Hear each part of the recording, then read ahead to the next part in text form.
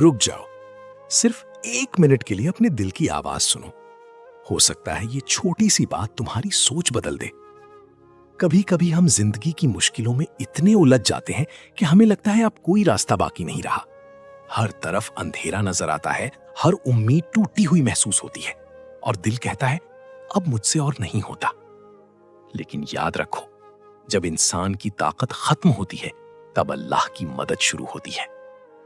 تم اپنی پریشانیوں کا بوجھ اکیلے اٹھاتے اٹھاتے تھک گئے ہو، لیکن تمہارا رب تمہارے حال سے بے خبر نہیں. وہ تمہاری ہر مشکل کو جانتا ہے، تمہاری ہر فکر کو جانتا ہے، اور تمہارے دل کے ہر راز سے واقف ہے.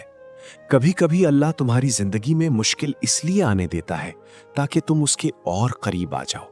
کیونکہ جب سب سہارے ختم ہو جاتے ہیں تب انسان کو اپنے اصل سہارے کی پہچان ہوتی ہے.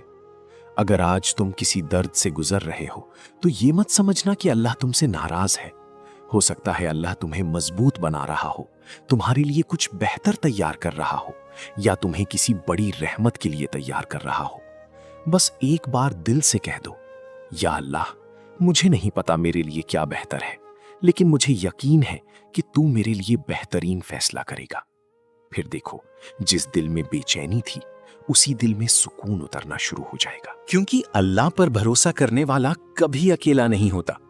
لوگ بدل سکتے ہیں، حالات بدل سکتے ہیں، لیکن اللہ کی رحمت کبھی ختم نہیں ہوتی. تو آج سے اپنی پریشانیوں کو نہیں، اپنے رب کو دیکھو.